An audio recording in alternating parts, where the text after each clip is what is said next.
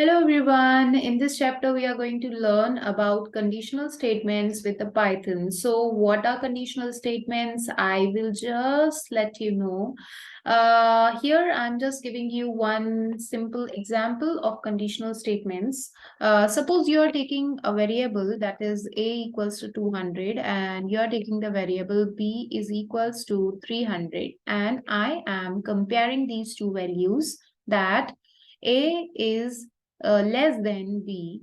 If a is less than b, so I'm writing if a is less than b, then what is going to happen? Then it will take print, it will print the value like a is less than b. Okay, so in this statement, you can see the example of if conditional statement. Like here is a if, here is a condition, and I'm assigning two values. Now, if I run this code, then what will happen? See. It gives me the result A is less than B.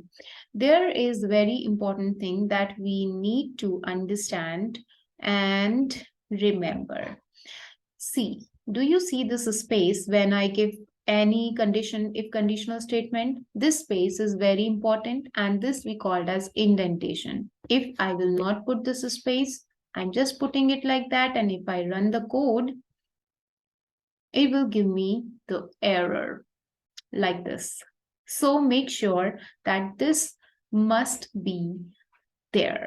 Now, the next part is that if and else means if the condition is true, something is going to happen. Else means condition is false, then also something is going to happen. So I'm taking else. In else, I'm writing print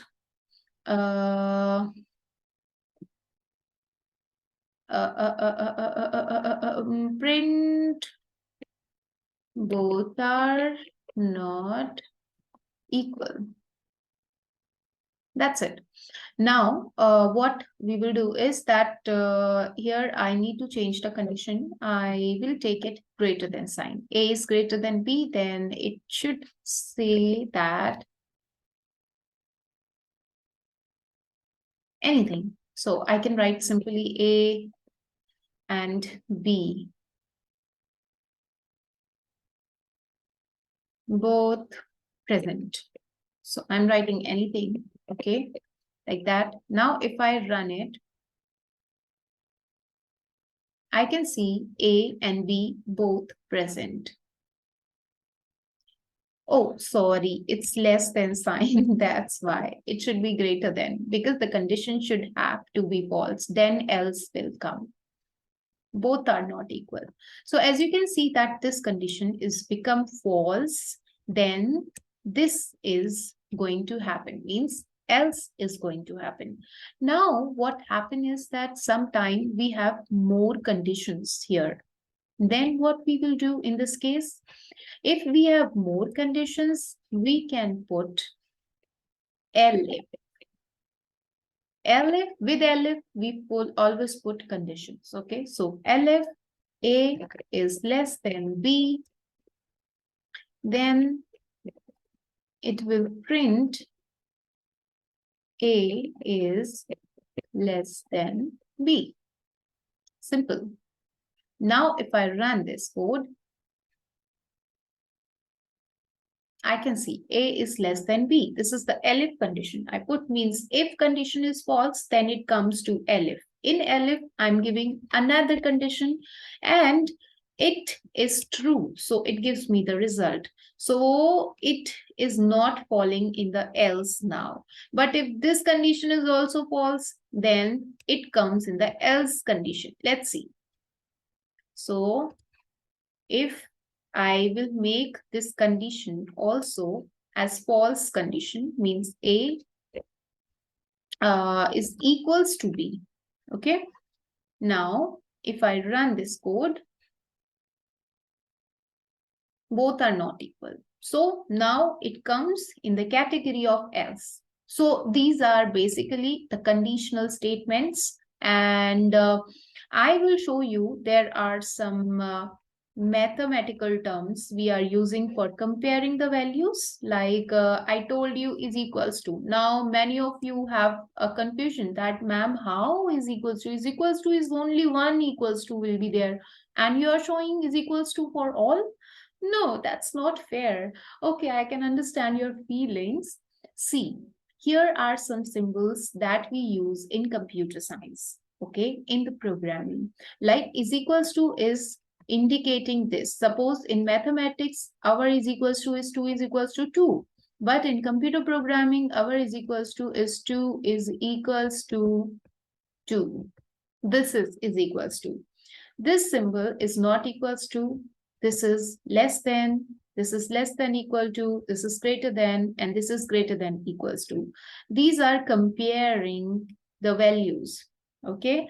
And now we will see the example of calculator. We will create a calculator with the help of uh, like these conditional statements. It's very easy. So you all know how to take input by the user, like how user will give their inputs. So we are making the calculator based on that only.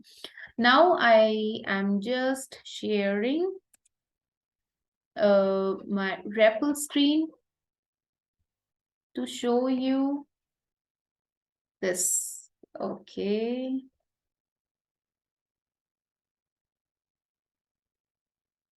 Yes. So let's start creating the calculator. I'm going to delete this all. First thing is it will ask the value.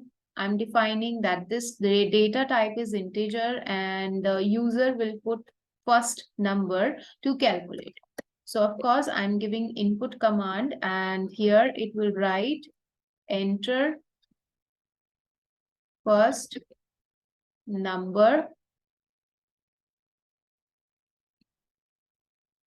Then next is B.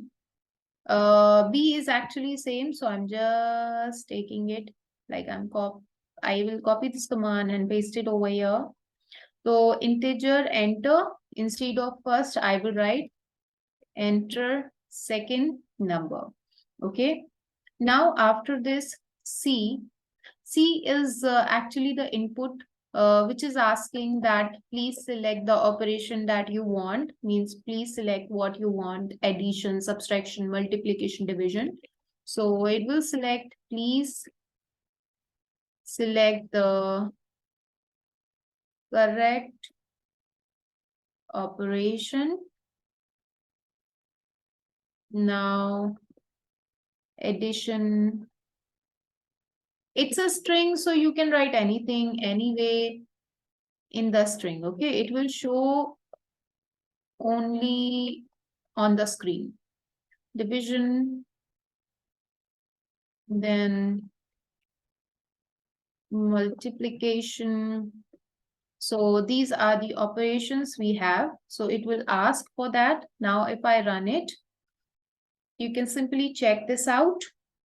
Enter first number 30, enter second number 60, and it's asking me, please select the correct operation, addition, subtraction, division, and multiplication. And when I write the correct operation, this is going to happen. That's what we will do with the help of conditional statements. Okay, so if C is equals to, C means the operation that user will write will be addition.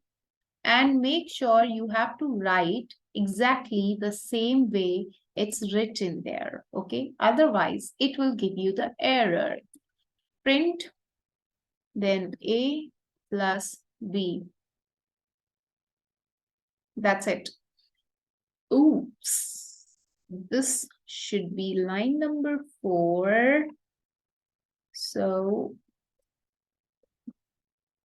and this should be line number 5 with proper indentation. Make sure about indentation. See, it's showing me error, means my indentation wasn't proper. Still, it's not proper. Let me check. Yeah, it's proper now. What's the problem? Okay. So print A plus B. Oh, I did not change this. That's why it's showing me the error. So please, if it is showing you the error, you can check it once again because error is error. If you go far in the coding and not correcting your error, then this will be a big trouble for you. Okay, so this is subtraction.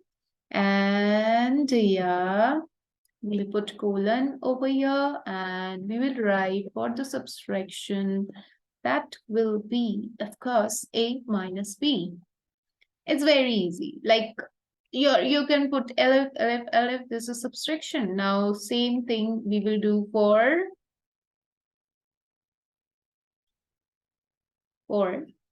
tell me, multiplication, of course. Okay, multiplication.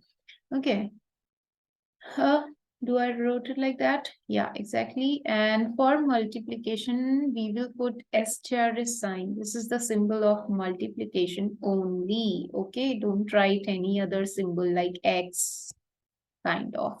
Otherwise, it will not detect at all. And multiplication and division. So it will be division. One I should remove, and for division, this is the symbol for creating the division. That's it. And that's it. Now, else means if you have written something else, then it should print try again, or sorry, I'm not detecting, or please write in the correct way. Okay, I'm writing that please write in the correct way. Please write as it is asking. Okay, so that my user will know that, okay, we have to write the answer exactly in the same way. So please write as it is asking in question. What? That's it. Now, this is done. And let's make it run. Okay, enter first number, it's 20. Enter second number, it's 10. And what I'm going to do is addition. Ooh, it's not properly visible for me. Let me make it full screen. Okay, I think this is fine. So it gives me the result of adding two numbers. See, like I give 20, 10, and now it's done. Now if I run it again, and this time I'll do 30, I'll take 20, I will do division. Woo. Yay, I got the answer 1.5. So it's a nice calculator. You can create your own calculator. It's very simple and easy. Okay, this is all about this Python series. We'll meet you in the next chapter. Bye-bye.